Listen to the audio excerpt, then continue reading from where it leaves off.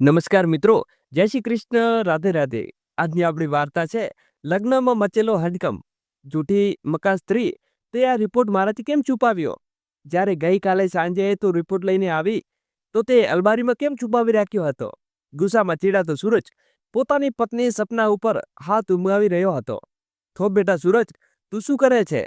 વહુ છે તારી, શું તેને મારી નાખશે? માં, વહુ તમારી છે, પણ આજ સુધી મારું એક સપનું પણ પૂરી નથી કરી શકી. લગ્નના 6 વર્ષ થઈ ગયા. માં, તમારી પસંદગીથી લગ્ન કરીને મેં આજ સુધી પછતાવો છું.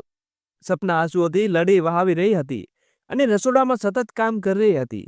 ત્યાં જ મોબાઈલની ઘંટડી વાગી. બધાઈ હો, શાળા બહેન, તમારી બહેને એક પ્યારી દીકરીને જન્મ આપ્યો છે. બધાઈ હો, તમે મામા બની ગયા. માં, પાયલને દીકરી થઈ છે, સૂરજે કહ્યું. તો રૂકમણી દેવી હાથ જોડીને ભગવાન સામે ઊભા રહી ગયા. હે ભગવાન, તારો લાખ લાખ આભાર છે, મારી દીકરીની તે ખોળ ભરી દીધી.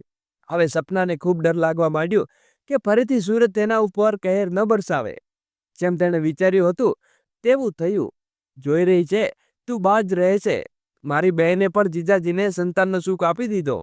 ચાલ હટ મારા રસ્તેથી, જઈને મારી બહેનની પસંદગીનું ખાવાનું બનાવ. જીજાજીની માં નથી, તે એકલા છે, ત્યાં તેમના બાળકોની સંભાળ કોણ રાખશે? આપણે પાયલને લેવા જવું છે. માં, તૈયાર થઈ જાઓ. હા બેટા, આવું છું. રૂકમણીજી તૈયાર થઈને પોતાની વહુના માથે હાથ ફેરવીને હોસ્પિટલ જવા નીકળી ગયા. થોડા કલાકમાં સપનાની નણંદ પાયલ ખોળામાં નાનકડી માસૂમ ગુડિયા લઈને પોતાના માયકે આવી પહોંચી. જ્યારે સપનાની નજર તે માસૂમ બાળકી ઉપર પડી તો તેના અંદર એક હૂંફ ઉઠી. તે બાળકીને રમાડવા માટે તડપી ઉઠી, પણ તે જાણતી હતી કે તે બાજ છે. જો તે ઘરમાં પરેશાની સાથે જ બાળકી ખોળામાં લઈ લેશે તો બધા તેને અશુભ કહેશે અને તેના ઉપર તાણા તૂટી શરૂ કરશે. એટલે તે ચોરી છુપે નજરોથી બસ તેને પ્રેમથી જોતી હતી. જેવી સૂરજની નજર સપના ઉપર પડી, તે ફટાકથી બોલી ઉઠ્યો, હવે આના ઉપર તારી કાળી પડછાયો નાખીશ નહીં અને તેને તારી જેમ મહેસૂસ નહીં બતાવીશ. તું અમને ચાંદનો ટુકડો નથી આપી શકી. તું મારી બહેનના કાળજાના ટુકડા ઉપર તારું ગ્રહણ ન લગાડ. બાજ છે, આથી તું દૂર રહ.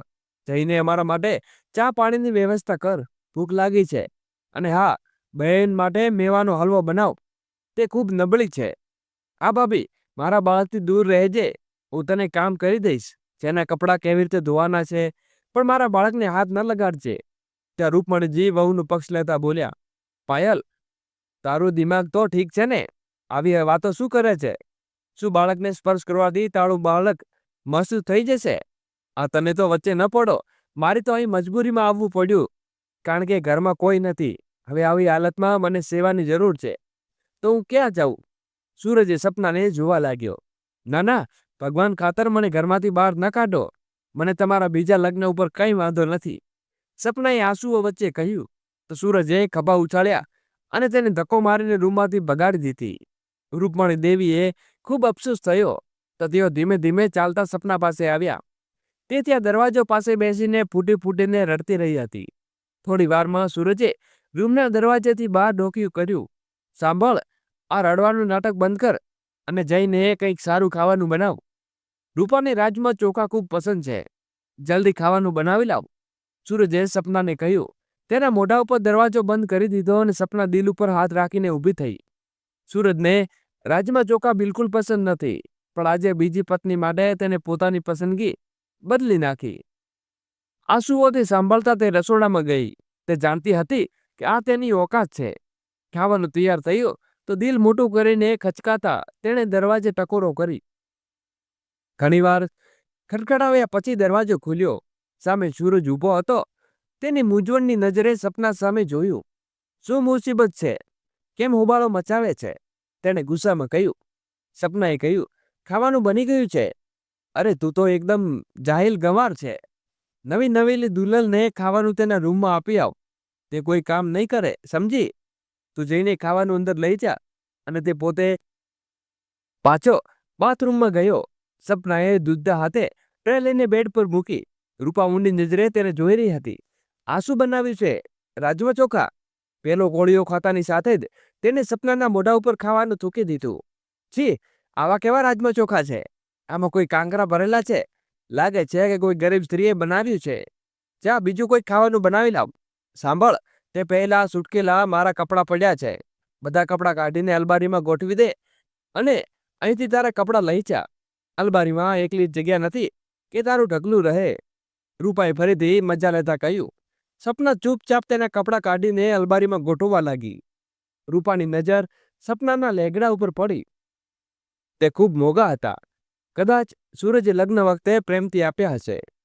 તે તેને હડપવા માંગતી હતી એટલે લગ્નનો પહેલો લહેંગો હાથમાં ખેંચીને ફાડી નાખ્યો. અરે જેવો સૂરજ બાથરૂમમાંથી બહાર આવ્યો તે છાતી પીટીને રડવા લાગી. અરે જો ને, તું મને પત્ની બનાવી લાવ્યો છે તો એના કાળજામાં આગ લાગી ગઈ છે. આખરે સોતન તો સોતન હોય છે. તેણે મારા લગનના ટુકડે ટુકડા કરી નાખ્યા. મારા સુહાગની નિશાની ફાડી નાખી.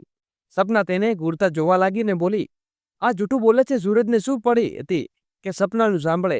તે તો રૂપાના ઇશ્કમાં પાગલ થઈ ગયો હતો. ગુસ્સામાં તબલતો તેને સપનાના ગાલ ઉપર થપ્પડ મારી. મૂર્ખ સ્ત્રી, બહાર નીકળ.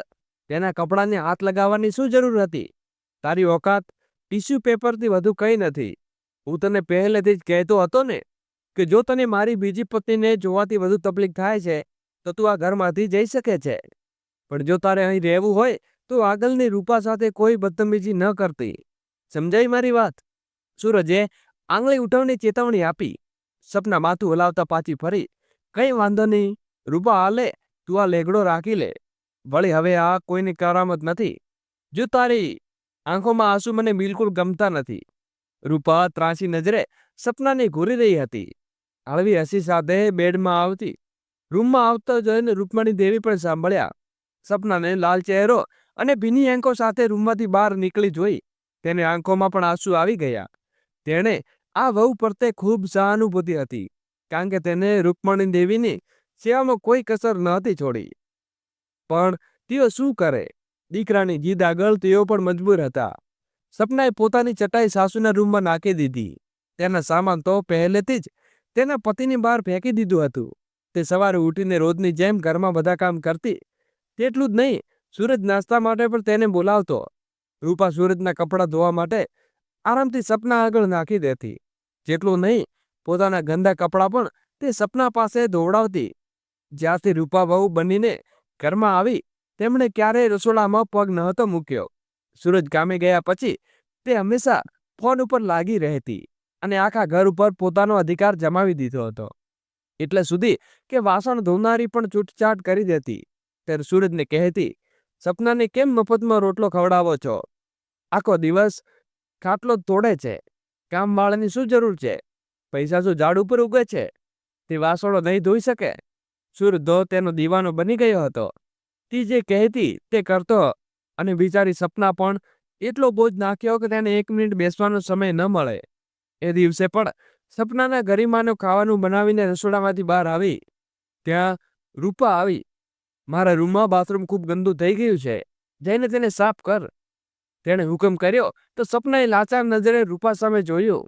અને માજની દવાનો સમય થઈ ગયો છે. તેની તબિયત પણ ઠીક નથી. મેં હજી સુધી તેમને દલિયો નથી બનાવ્યો. તું તારું બાથરૂમ જાતે સાફ કરી લે. સપનાએ કહ્યું તો દીધું, પણ રૂપાને ખાઈ જાય તેવી નજરે તેને જોઈ અને તેના વાળ પકડીને ખેંચતા પોતાના રૂમમાં લઈ ગઈ. આ ઘરમાં વધુ પડતી જીભ ચલાવવાની જરૂર નથી. તારી ઓકાત તો ફક્ત 2 કોટીની નોકરાણી છે. એટલે નોકરાણી છે તો નોકરાણી કામ કરો, પછી જઈને બેટીની સેવા કરજે. રૂપાએ સપનાને પોતાનું બાથરૂમ ચકચકાવા લગાવવા રાખી. અને બીજી તરફ મૂળબેન દેવી સવારથી ભૂખ્યા પેટે હતા. તેમણે પોતાની જાન નીકળી અને તબિયત ખરાબ થવા લાગી હતી. બિછાનોમાંથી ઉઠી શકતા ન હતા કે તેઓ જાતે ખાવાનું બનાવી લે. તેમની હાલત વધુ ખરાબ થઈ જતી હતી. પછી જ્યારે સૂરજ આવ્યો અને મૌન તબિયત ખરાબ થઈ જોઈ તો તેની લોહી ઉકળી ગયું. રૂપાએ તેને જૂઠી વાર્તા સંભળાવતા માડી કે સપનાને કંઈ કામથી ન કહેતી. બસ વધુ પડતી જીભ ચલાવે છે તો માજીને ખાવાનું પણ સમયસર આપ્યું નથી. તેની હાલત તો ખરાબ થઈ ગઈ છે. હું સવારથી 4 વખત કહી ચૂકી છું કે માજીને ખાવાનું બનાવી દે, પણ તે સાંભળતી જ નથી. પછી શું? સૂરજનો તમતમસો સપના પાસે આવ્યો ત્યારે ટુકડા ઉપર મળે છે અને મળે અડધી કડક બતાવે છે.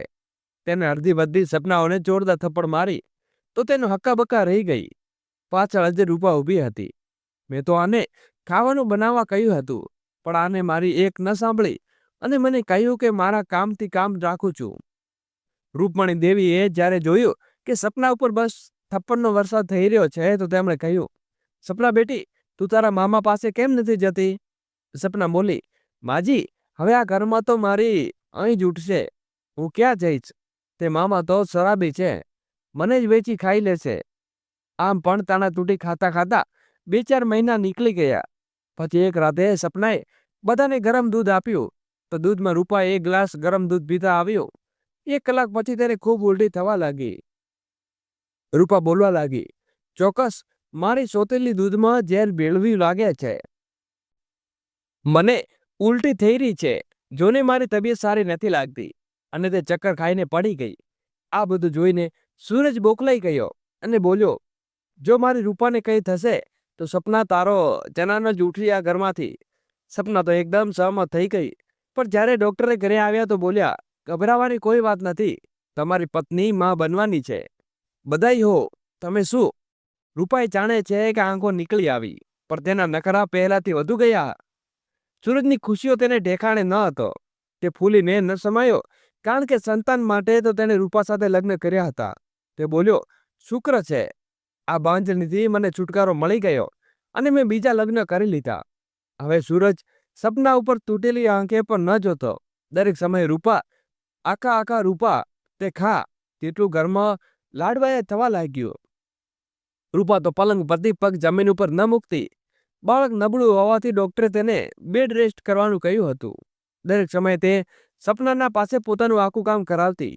જ્યારે સૂરજ બહાર જતો તો તે સપનાને રૂમમાં બોલાવતી અને ઘરમાં રૂમના ખૂણે ખૂણાથી સફાઈ કરાવતી. 2-4 મહિના આમ જ નીકળી ગયા.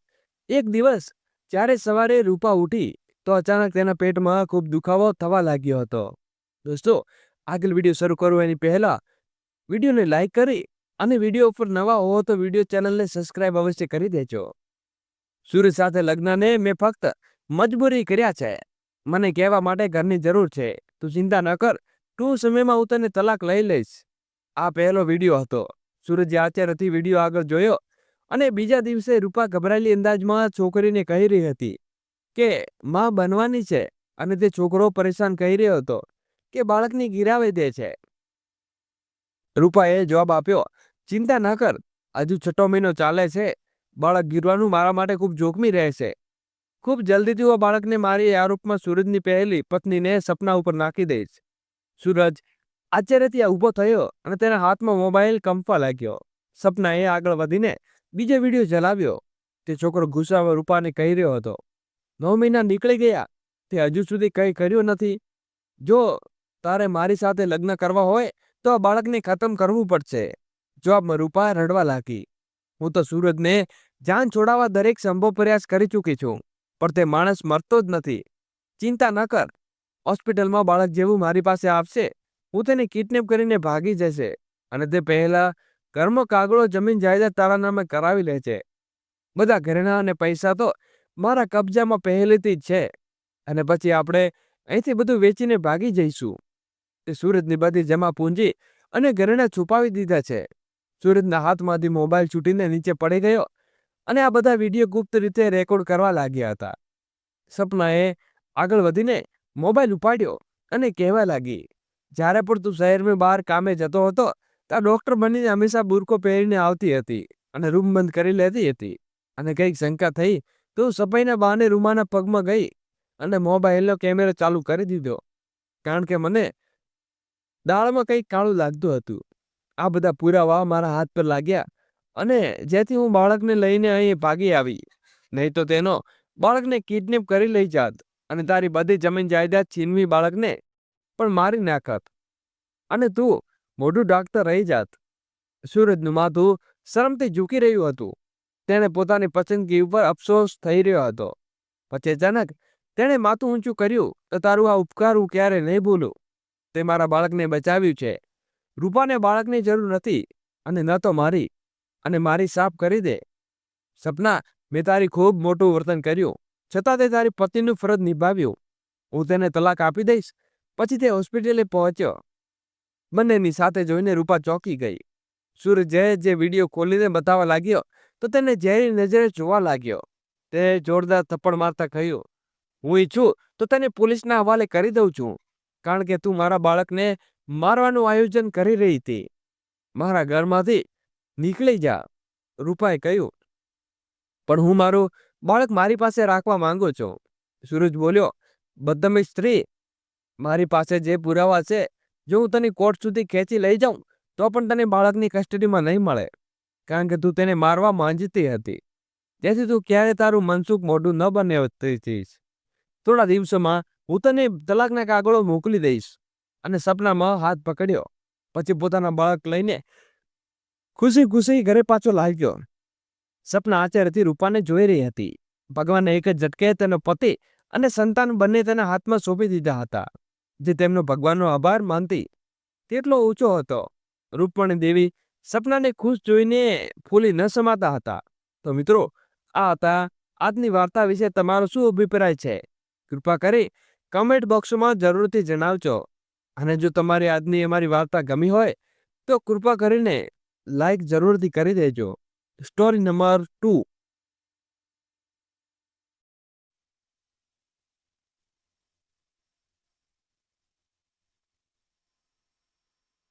આજની આપણી વાર્તા છે સાસુનું અપમાન.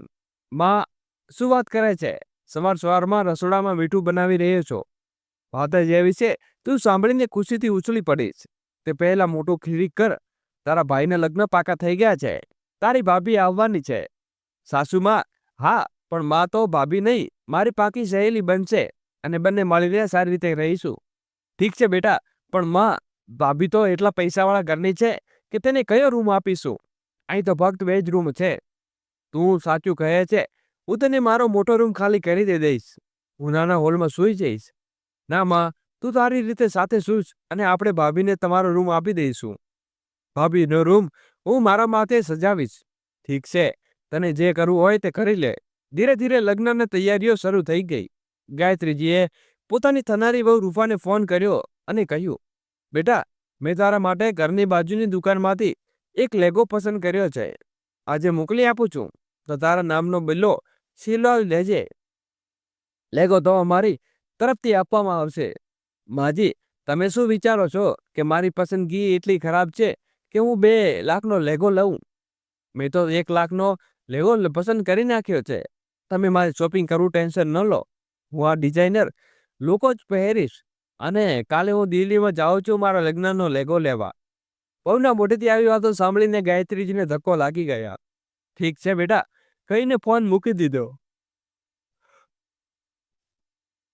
2-4 દિવસ પછી ગાયત્રીજીને પોતાની દીકરી શિવાની કહ્યું, બેટા, મોટા ભાગનું સામાન તો તારી ભાભી ખરીદી રહી છે, પણ આપણે સુહાગનો ચૂડો ખરીદવો પડશે અને આપણે તેના કાંડાનું નાપ પણ ખબર નથી.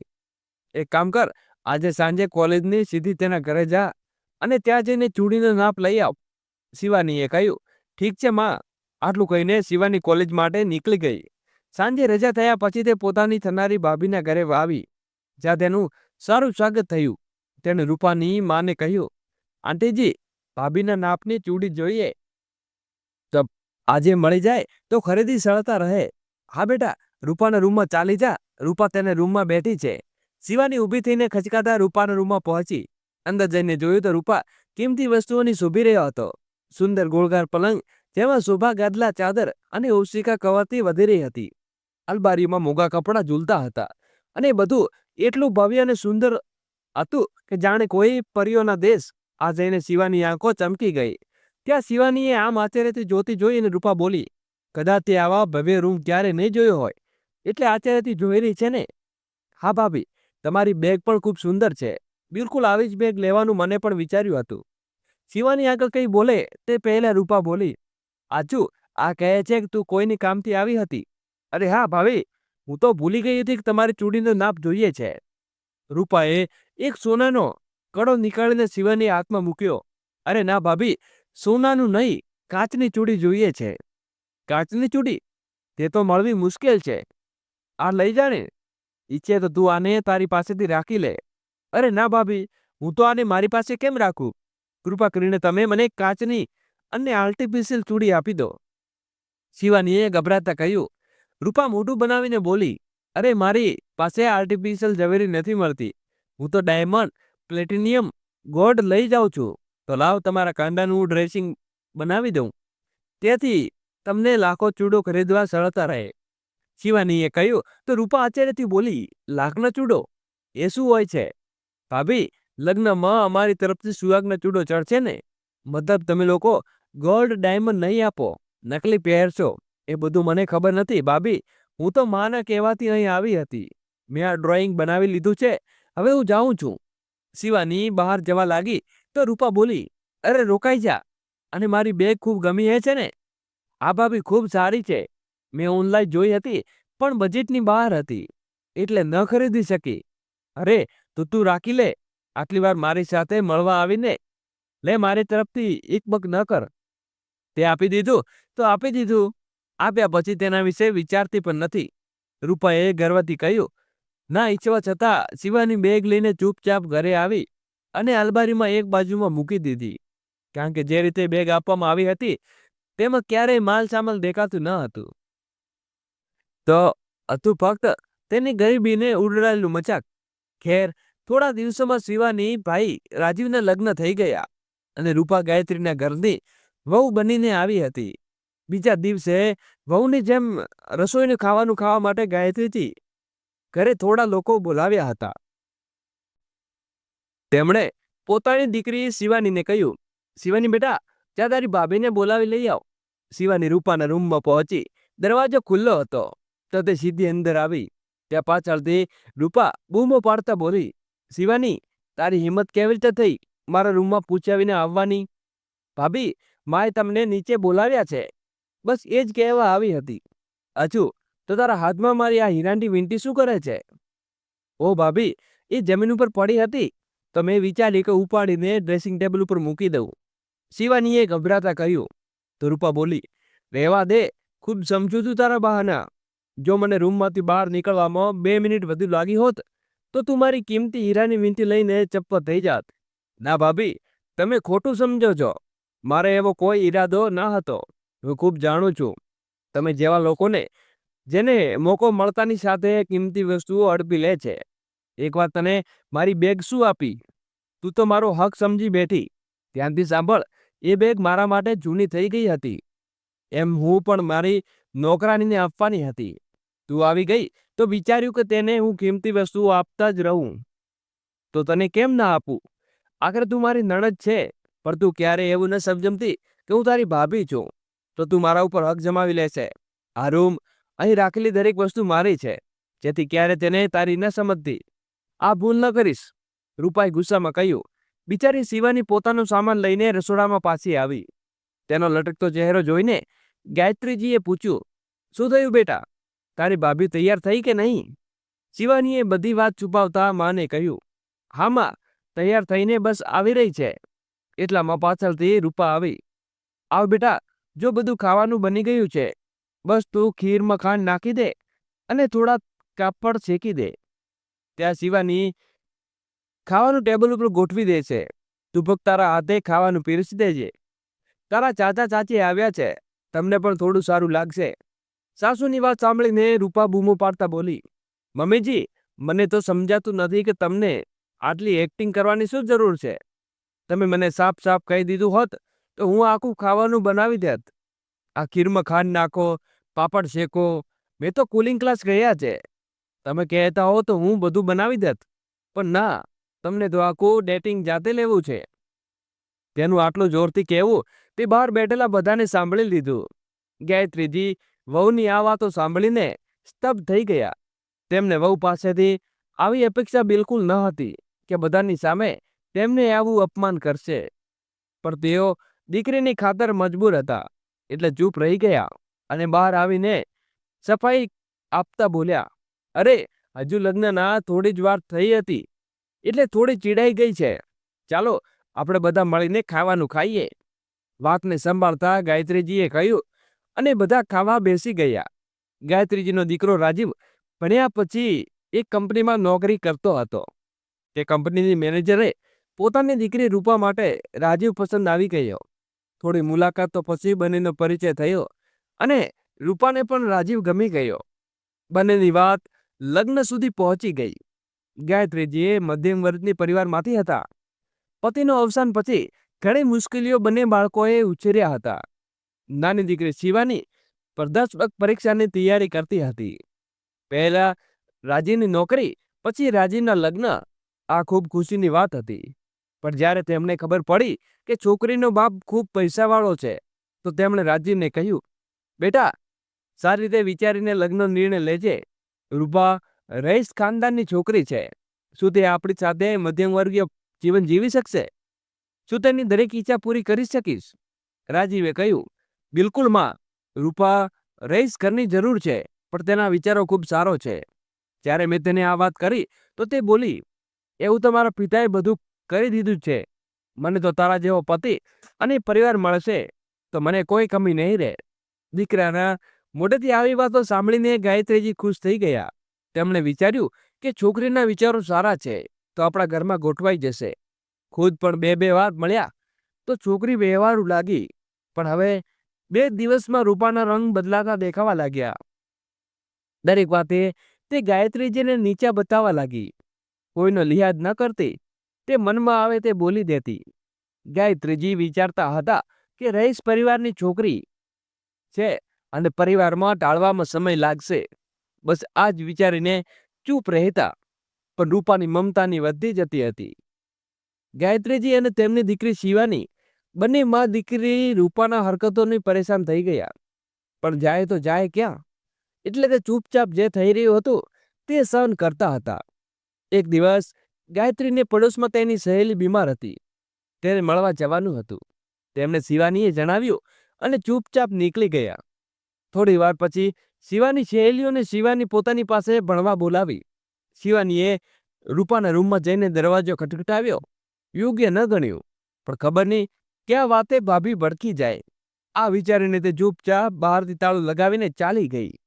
કારણ કે દરવાજો અંદરથી ખોલો શકાતો હતો, એટલે ચિંતા ન હતી. થોડી વાર પછી રૂપાએ શિવાનીને ચા બનાવવાની બૂમો પાડી, પણ જવાબ ન આવતા તેણે જોયું તો ઘરમાં કોઈ ન હતું. ગુસ્સાથી તતમથી તેણે પોતાના પતિ રાજીવને ફોન કર્યો. તમારી મા અને બહેન 1 નંબરની બદતમીજ છે. ઘરમાં વહુને બંધ કરીને ફરવા નીકળી ગયા. આને તમે પરિવાર કહો છો? એમ તો મોટી મોટી વાતો કરે છે ને. તું અમારી દીકરી છે અને હવે કોઈને મને જાણવાનું યોગ્ય ન સમજ્યું. રૂપાનો ગુસ્સો જોઈને રાજીવે તેને શાંત કરતા કહ્યું, અરે રૂપા, આપણે બધાની પાસે ચાવી હોય છે. તારા આવ્યા પહેલા અમે ક્યાંય જતા હતા તો ચાવી લગાવીને જતા હતા. રૂપા બોલી, તું બસ એમ જ બનેને સમર્થન કરે છે. મને તારી પાસેથી આવી અપેક્ષા ન હતી. ગુસ્સામાં તતમતીને રૂપાએ ફોન કાપી નાખ્યો. રાજીને ખબર હતી કે રૂપાની વાતનું વાગળવાનું બનવાની આદત છે. તે વિચારતો હતો કે ઘરે પહોંચીને ખબર નહીં કઈ ગાજ પડશે. પણ તે ઘરે પહોંચે તે પહેલા જ ગાયત્રીજી ઘરે પહોંચી ગયા હતા અને વહુની બધી ફરિયાદો પણ સાંભળી ચૂક્યા હતા. પણ જેવી રૂપાએ પતિને જોયો તે જોર જોરથી બૂમો પાડવા લાગી. તમારી માએ પોતાની ભૂલ દેખાતી નથી. કહે છે કે તેમની ખાસ સહેલી બીમાર હતી અને હું રૂમમાં હતી, એટલે મને જણાવવું જરૂર ન સમજ્યું. અને તમારી બહેન, તે તો અવારગર્દી ફરતી ફરે છે. જ્યારે મન થાય ત્યારે સહેલીઓ સાથે ભણવાનું બહાનું બનાવીને મટકાતી ફરવા નીકળી જાય છે. ત્યારે શિવાની ઘરમાં પ્રવેશી. ભાભી, શું બકવાસ કરો છો? હું મટકી કરવા નહોતી ગઈ. હું તો મારી સહેલી સાથે ભણવા ગઈ હતી. હા, ખૂબ જાણું છું આ ભણવાના બહાને ફરવું, ચાટ પકોડી ખાવું અને આવાર છોકરાઓ સાથે મૂવી જોવા જવું. તે આગળ કઈ બોલે તે પહેલા શિવાની બૂમો પાડતા બોલી, બસ કરો ભાભી, આગળ એક શબ્દ નહીં. તમે મને અનાપ શનાપ બોલી રહ્યા છો. આજે શિવાની ચૂપ ન રહી શકી. તારી હિંમત કેવી રીતે થઈ મારી સામે જીભ ખોલવાની? તારી ઓકાત શું છે? ગરીબ ભરી ઘરેની છોકરીએ આટલું મોઢું ન ખોલવું જોઈએ. કદાચ તને ખબર નથી કે તું ત્યાં મારા ટુકડા ઉપર પડે છે, એટલે મારી સાથે બીજી વાર બદતમીજી ન કરતી. આ સાંભળીને રાજીવ એકદમ રૂપા પર બૂમો પાડતો બોલ્યો, તારી હિંમત કેવી રીતે થઈ મારી બહેન સાથે આવું બોલવાની? ઓછું આટલા ખરાબ લાગે છે તો જા તારી બહેન સાથે બેસીને રડવાનું શરૂ કર. કારણ કે હું પપ્પાને કહીને તને હમણાં નોકરીમાંથી કઢાવી દઈશ. પછી બંને ભાઈ બહેન કટોરો લઈને મંદિરની બહાર ભીખ માંગજે. દોસ્તો, આગળ વિડીયો શરૂ કરીએ એની પહેલા વિડીયોને લાઈક કરી અને અમારી નાનકડી ચેનલને સબસ્ક્રાઇબ કરવાનું ભૂલશો નહીં. અને મારા પ્યારા દોસ્તો, વિડીયોને છેલ્લે સુધી નિહાળવા વિનંતી છે. અને હા, હવે તમારી આ માં બહેન બદતમાશ નહીં થાય અને બત્રીસવાળા રૂમમાં શિફ્ટ કરો, નહીં તું માયકે ગઈ તો પાછી નહીં આવું. આ દિવસ રાતની કરચમ મને બિલકુલ પસંદ નથી. એટલે જલ્દીથી તમે બંને તમારો બોરિયો બિસ્તર અહીંથી સમેટો. અને રૂપાની આ વાત સાંભળીને રાજીવ ગભરાઈ ગયો અને બીના કઈ બોલે ચૂપચાપ ઘરની બહાર નીકળી ગયો. ઈધર વહુની વાત સાંભળીને ગાયત્રીજી આશ્ચર્યચકિત થઈ ગયા. પણ હવે શું કરે? એક માં દીકરાનું કેરિયરની ખાતર ચૂપ રહી અને બરતીવાળા રૂમમાં શિફ્ટ થઈ ગઈ. દિવસો આમ જ નીકળતા હતા. એક દિવસ રૂપાએ બધાને કહ્યું, મારી નાની બહેનના લગ્ન પાકા થઈ ગયા છે. મારે ઘણી તૈયારીઓ કરવાની છે, એટલે હું માયકે જાઉં છું. ગાયત્રીજીએ કહ્યું, બેટા, લગ્નના તો હજુ 2 મહિના બાકી છે, તો ત્યારથી માયકે જઈશ? કરીને ગરીબ વાળોની વાત. અરે, અમારે ત્યાં લોકલ શોપિંગ નથી થતી. દિલ્હી, મુંબઈ, પુણે, ખબર નહીં ક્યાં ક્યાં જવું પડે છે. આ બધું એક દિવસમાં તો નહીં થાય ને. તમે લોકો તો ગલીઓમાંથી શોપિંગ કરો છો. હવે મારી બાબતમાં ટાંગ ન બઢાવજો. આટલું બોલીને રૂપાએ પોતાની બેગ ઉપાડી અને ઘરેથી નીકળી ગઈ. થોડા દિવસો પછી ગાયત્રીજીની તબિયત ખૂબ ખરાબ થઈ ગઈ. આવી સ્થિતિમાં ગાયત્રીજીએ પોતાની વહુને ફોન કર્યો અને બેટા, ઘરે આવી જા, મારી તબિયત સારી નથી. ગાયત્રીજીએ ખૂબ પ્રેમથી કહ્યું, પણ રૂપા બૂમો પાડતા બોલી, માજી, મેં કહ્યું ને ફોન કરીને ટાંગ ન અડાવો. તમે તમારી દીકરી પાસે સેવા કરાવી લો. મારે તો પાર્લરમાં ફેશિયલ કરવા જવું છે. બેટા, તે પરીક્ષાની તૈયારી કરે છે. આવામાં કામ કરશે તો ભણી નહીં શકે. પણ બેટા, તને ગઈ 1 મહિનો થઈ ગયો. 1-2 દિવસ માટે આવી જઈ શકે? માજી, મને મારું ફરજ યાદ ન અપાવો. લગ્ન થઈ ગયા તો એનો મતલબ એ નથી કે હું માયકાનું ફરજ ભૂલી જાઉં. મને બીજું તો તમને મીઠાઈ, શ્રીફળ વગેરે જોઈએ તો હું મોકલી આપીશ, પણ મારી પાસેથી આવવાની આશા ન રાખો. એમ પણ સાસરિયાએ આ બધું જોઈએ. તમે આખા ઉપર ખુશ થઈ જાઓ છો. આટલું બોલીને રૂપાએ ફોન મૂકી દીધો. ગાયત્રીજીએ એમ પણ રૂપાના રંગ ઢંગ પસંદ ન હતા. આજે ઘરે આવવાની ના પાડતા તેઓ ગુસ્સામાં બોલ્યા, રાજીવ, તું મારી પત્નીને કઈ કેમ નથી કહેતો? અને ગરીબ છીએ પણ ઇજ્જતની રોટલી ખાઈએ છીએ. યુ પોતાના પૈસાની ધમકી વાતને બતાવી સારી નથી. અને તું પણ એક નંબરનો જૂઠો નીકળ્યો. ત્યાં લગ્ન ફક્ત મોટી પોસ્ટ મેળવવા માટે કર્યા અને અમને કહ્યું પણ નહીં. આજે તેની કિંમત અમારે આટલી ઇજ્જત ગુમાવીને ચૂકવવી પડે છે. માં, હવે બસ કરો. તમે આખી જિંદગી કપડાં સીવીને શું કરી શક્યા? યાદ છે ને, 2 વખતની રોટલી પણ અમને શાક સાથે નસીબમાં ન હતી. આજે મેં ઘર, ગાડી, દોલતનું બધું કમાયું તો તમને ખરાબ લાગે છે? અને રૂપાએ ખોટું પણ શું? આપણે ગરીબ હતા અને હવે રૂપાએ કારણે જ આપણે દરજ્જો બનાવ્યો છે. જો પછી તમે તેનો આનંદ માણો તો શું કામ ફાલતુ એક વાત પણ બોલો છો? 2 વાત સાંભળો છો. તબિયત ખરાબ છે તો સીવાની કામ ન કરી શકે. એ પણ ભણેલી લખેલી કયો તીર મારી લેશે? બિચારી રૂપાબહેનના લગ્ન થઈ ગયા છે, તે એક પળની ચેન નથી. આટલું બોલીને રાજીવ ઓફિસે નીકળી ગયો. ત્યાં તેમની દીકરી શિવાની બોલી, માં, અમે ક્યાં પાપ કર્યા છે? અમને દિવસ રાત ગરીબી હોવાના તાણા સાંભળવા પડે છે. જવા દે બેટા, તારી ભાભી હશે. પોતાના ઘરમાં રહીશ, આખરે તે પણ માયકે પોતાની ઇજ્જત ગુમાવતી હશે. પણ આ વાતને તેને ક્યાં સમજાય છે? પૈસાનો ઘમંડ જે માથે ચડ્યો છે. ખેર, ધીરે ધીરે લગ્નનો સમય નજીક આવ્યો અને લગ્નના દિવસે રાજીવે ગાયત્રીજીને કહ્યું, માં, તમને લેવા ડ્રાઈવર આવશે, તમે સમયસર આવી જજો. આટલું બોલીને તે સાસરે નીકળી ગયો. સાંજે 8 વાગ્યા ન હતા અને ગાડી આવી ન હતી. ન ડ્રાઈવર હારીને શિવાનીને પોતાના ભાઈને ફોન કર્યો, પણ રાજીનો ફોન ન લાગ્યો. તે ભાભી રૂપાને ફોન કર્યો અને બોલી, ભાભી, ભાઈને હજુ કહ્યું હતું કે ગાડી મોકલે છે. હજુ કેટલો સમય લાગશે? જરા ખબર કરીને કહો ને. આ સાંભળીને રૂપા ગુસ્સામાં બોલી, ગાડી મોકલે છે? તારો દિમાગ ખરાબ થઈ ગયો છું?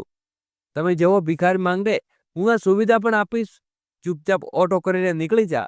અને ઓટોના પૈસા ના હોય તો ઓટોવાળાને કહેજે કે દરવાજે ઊભેલા પાસેથી પૈસા લઈ લે. મારું નામ લેશે તો ઓટોવાળો ભાડું આપી દેશે. ફોન સ્પીકર ઉપર હતો. એટલું ગાયત્રીજીની બધી વાતો સાંભળી લીધી અને વિચારવા લાગ્યા કે જો હવે ન બોલ્યા તો ક્યારે નહીં બોલી શકીએ. આ વિચારીને તેમણે શિવાનંદના હાથમાંથી ફોન લઈ લીધો અને ગુસ્સામાં કહ્યું, બેટા, હવે બધું થયું. હું તારી અમીરી ઉપર તારી રાખ. જ્યારે મેં તારા પપ્પાને રિશ્તો નક્કી કર્યો હતો ત્યારે મેં નહોતું જોયું કે અમે જેવા ગરીબ ભીખમાનના લોકોના ઘરમાં પોતાની રાજકુમારીનું લગ્ન કરાવે છે.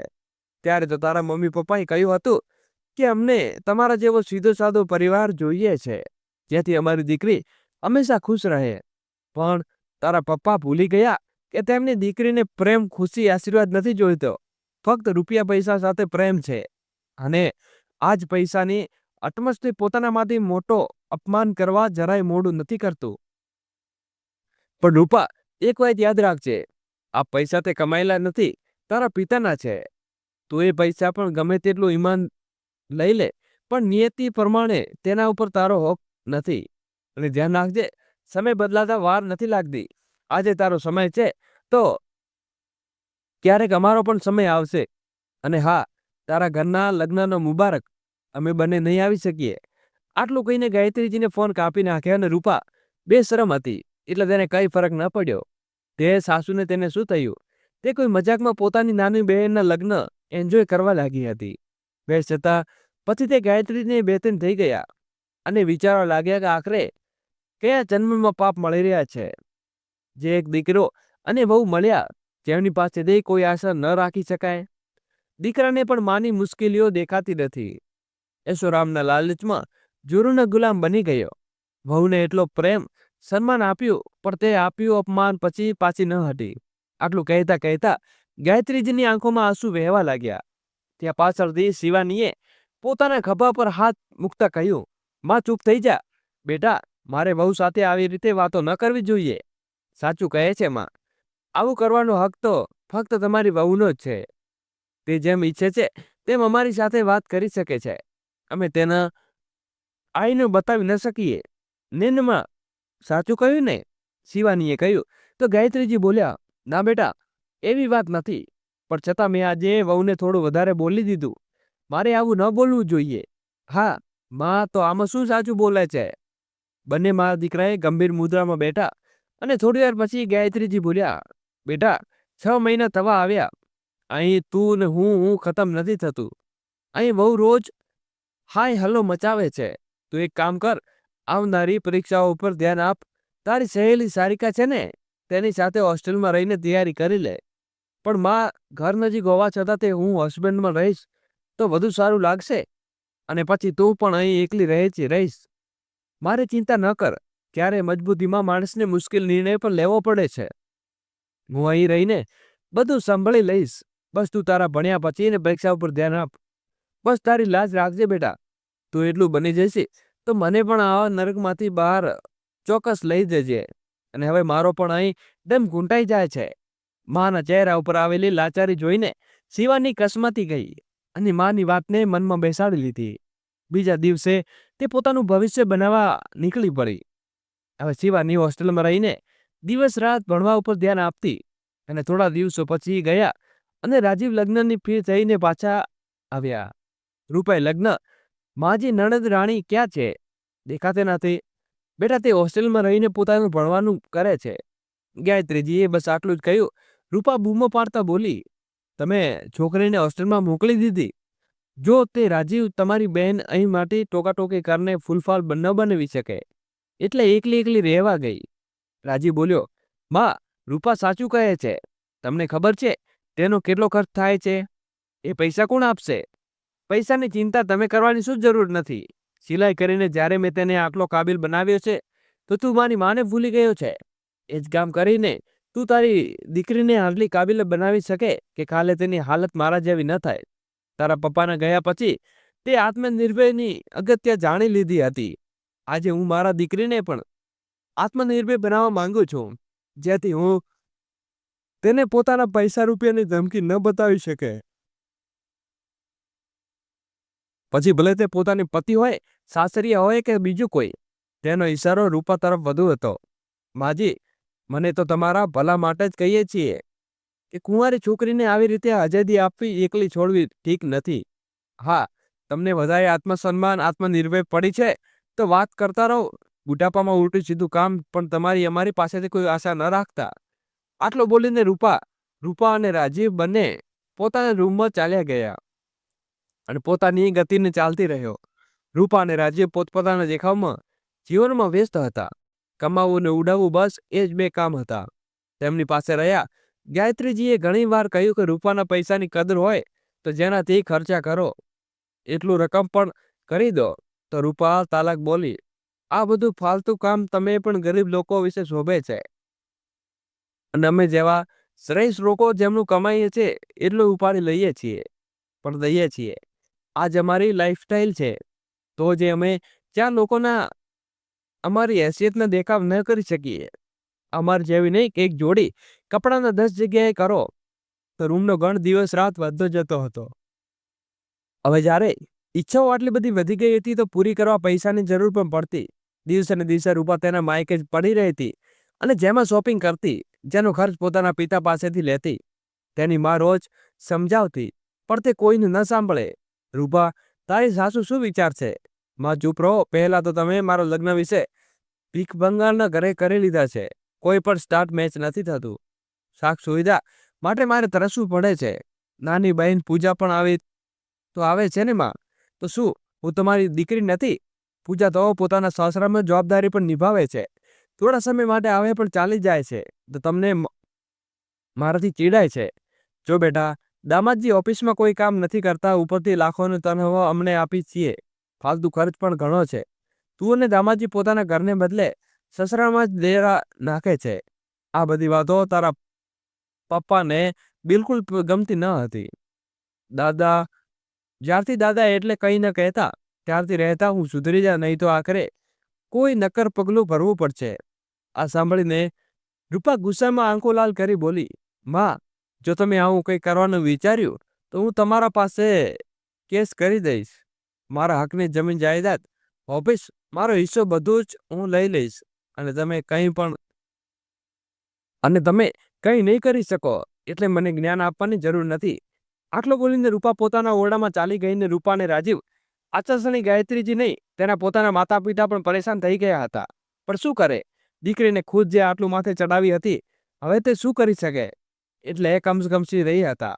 એક દિવસ રૂપાની નાની બહેન પૂજાના ઘરે આવી ત્યારે, વાહ, આટલી બધી શોપિંગ ક્યાં જાય છે? રૂપાએ પોતાની પત્ની પૂજા બોલી, દીદી, હું અને અમન દુબઈ જઈ રહીએ છીએ. પપ્પાને અમારી પાસે 2 દિવસની ટિકિટ કરાવી છે એટલે થોડી શોપિંગ કરાવી લાવી. પપ્પાને કહ્યું હતું કે ટિકિટ ઘરે છે, આજે નહીં તો નજીકમાં હતી, તો વિચાર્યું કે લઈ જાઉં. અમ્મી પપ્પાજી તમે દુબઈમાં મોકલે છે અને અમે ક્યારેય નથી મોકલ્યા. પોતાની 2 દિવસની માં ભેદભાવ રૂપા બોલી હતી. એટલામાં તેના પિતા મહેશબાબુ ત્યાં આવી ગયા અને બોલ્યા, મને કોઈ ભેદભાવ નથી કર્યો બેટા, અમે તો તારા માટે એક સમાન માની છીએ. અને હા, મેં પૂજા માટે ટિકિટ કરાવી છે કારણ કે નાના દામાજી આજ સુધી અમારી પાસેથી 1 રૂપિયો નથી માંગ્યો. પોતાના લગ્નનો ખર્ચ પણ તેણે જાતે ઉપાડ્યો. ઉલટાનું તેણે તો મારો ડૂબેલો વેપાર મદદ કરી.